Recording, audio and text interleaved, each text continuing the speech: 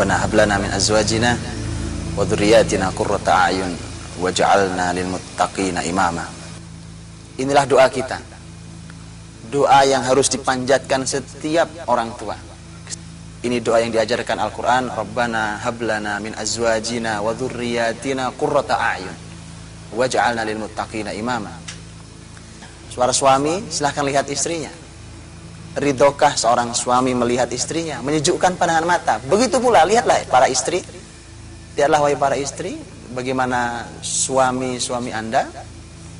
Apakah adalah suami yang menyejukkan pandangan mata? Maka kemudian yang diinginkan Quran itu sangat tinggi, yaitu masyarakat ini harus menjadi masyarakat bertakwa. Kalau sudah jadi masyarakat bertakwa, artinya ini masyarakat yang oleh surat Al-Hujurat disebut inna akramakum indallahi atqakum. Sesungguhnya yang paling mulia di antara kalian adalah yang paling bertakwa. Jadi orang bertakwa paling tinggi. Di antara seluruh manusia derajatnya terus naik tinggi di dunia dan di akhirat. Setinggi itulah masih ada muncul satu, itu adalah anak kita. Itu generasi kita. Pemimpin bagi orang-orang bertakwa. Subhanallah, bukankah sangat tinggi sekali? Keluarga muslim, pecinta sunnah Rasulullah SAW. Ini adalah visi besar. Dan ini yang nanti akan kita bahas sepanjang kita bersama untuk menggali lebih dalam sunnah Rasulullah SAW.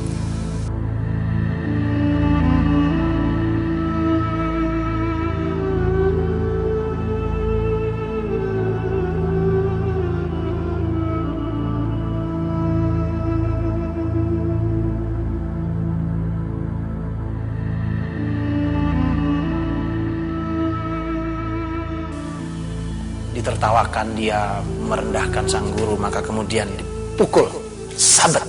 Pelajaran hari pertama, hukuman pendidikan, hukum, bahkan harus dipukul pun pukul. Sang guru mendapatkan mandat dari ayahnya, bahkan untuk memukulnya.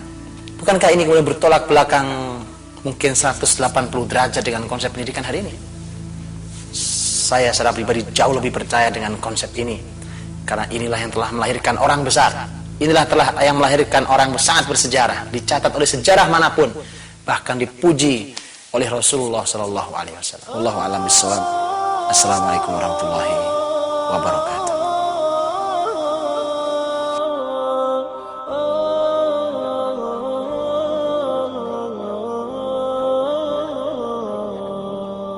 Ya hamilal Quran. Di dalam buku yang ditulis oleh seorang dokter wanita yang dikenal di dunia Islam hari ini, yang dikenal dengan Bintu Syati', Dr. Aisyah Abdurrahman, punya buku yang menarik, Tarajum Sayyidat Baitin Nubuwah radhiyallahu anhun, para wanita di rumah nubuwah, di rumah Nabi Muhammad SAW. Walaysa ma'na hadha anna nisa'an nabi kunna sa'idat bihayatid dharair. Bukan berarti bahwa istri-istri Nabi mereka berbahagia hidup bersama madunya, yaitu bersama istri-istri Nabi yang lain. Wala huwa yaqtadhi an tastarih ihdahunna ila hadhil musyarakah fi zauj.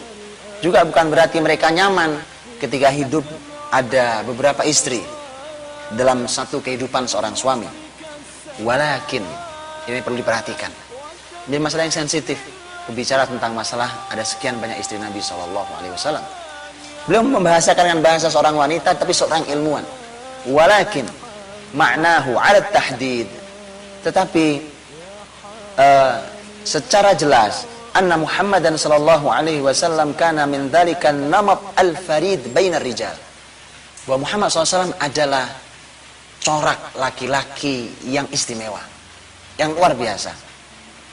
Alladhi tu'thiru zawjah an yakuna laha ay makan fi baitih ala an takuna laha ma'a ghairih. Di mana para istri ini pasti akan lebih memilih hidup bersama Muhammad SAW dibandingkan hidup bersama yang lainnya. Luar biasa. Ya hamilal Quran قد خصك الرحمن بالفضل والتيجان والروح والريحان إلى القرآن قد خصك الرحمن. Ada satu tesis S2 yang berbicara tentang masalah yang berjudul Awwaliyat Al-Faruq As-Siyasiyah. Jadi ini adalah hal-hal yang diciptakan oleh Umar dalam masalah politik yang belum ada sebelumnya. Banyak sekali yang dilakukan. Apa itu yang namanya sensus penduduk, yang hari ini dikenal dengan namanya audit kekayaan pejabat, yang namanya membuat kontrak politik dengan pejabat yang mau diangkat, dan seterusnya. Sampai ini juga menunjukkan tingkat kesejahteraan. Umar bin Khattab memberikan tunjangan uang bagi masyarakat muslim ketika itu, dan tunjangan itu ditentukan berdasarkan hasil sensus penduduk yang dibuat berklasifikasi berdasarkan siapa yang paling besar jasanya terhadap Islam dan siapa yang lebih dulu masuk Islam, dari mulai bayi yang baru lahir hingga orang mulia di masyarakat itu. Dan sementara lihatlah pemimpinnya seperti Umar bin Khattab radhiyallahu anhu. Ketika Umar radhiyallahu anhu ridho dengan keadaan yang penuh dengan kesederhanaan itu. Keluarga muslim, pecinta sunnah Rasulullah sallallahu alaihi wasallam. Maka kemudian pemimpin yang seperti inilah yang akan hadir kembali.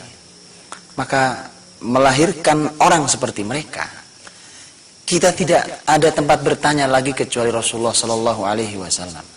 Bagaimana orang sebaik Abu Bakar, sebaik Uthman, kemudian mereka hadir sebagai orang hebat. Bagaimana orang yang rusak seperti Umar bisa menjadi orang yang hebat. Bagaimana anak seusia 10 tahun seperti Ali bersama Nabi SAW selama 23 tahun menjadi orang besar, menjadi orang yang soleh. Dan bagaimana seorang anak kecil ketika itu masih berusia balita bahkan, itu Hasan bin Ali, cucu beliau, itu pun menjadi orang besar di kemudian hari dengan sentuhan Rasulullah sallallahu alaihi wasallam. Habibi, habibi. Setiap sore hari, setiap belajar sampai kemudian selesai pelajarannya, sore hari Al-Fatih naik kuda, didampingi oleh gurunya juga mengendarai kuda, didampingi, kemudian kuda terus dipacu perlahan masuk sampai perlahan masuk ke Selat Bosporus. Kuda terus masuk ke dalam air terus sampai kuda tidak lagi berani maju karena sudah dalam.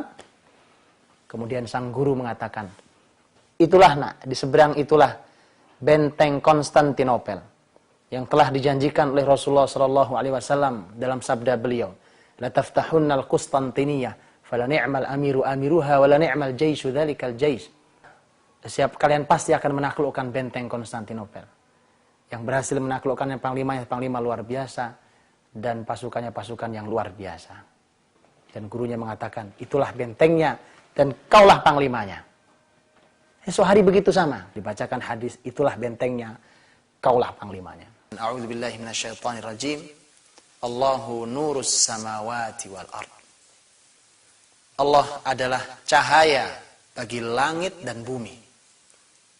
Mathalu nurihi kamishkatin fiha misbah, al-misbahu fi zujaja, az-zujajatu ka'annaha kawkabun durriyyu yuqadu min syajaratin zaitunah mubarakah la syarqiyyah wa la gharbiyah yakadu zaituha yudhi'u walau lam tamsashu nar.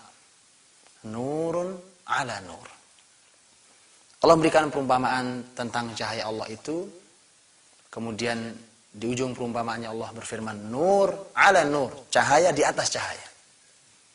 Kalau ada cahaya yang paling terang yang pernah kita lihat, kemudian itu yang kita saksikan dari muka bumi, dan bumi ini hanya di titik debu saja dari sekian banyak galaksi yang ada. Kemudian ada semesta ini, semua perlu cahaya. Di atas semua itu adalah cahaya Allah subhanahu wa ta'ala. Bahkan Allahu nurus samawati wal ard, Allah lah cahaya seluruh langit dan bumi ini. Inilah inspirasi dari rumah cahaya, agar rumah kita bercahaya. Wallahu a'lam bissawab. Assalamualaikum warahmatullahi wabarakatuh.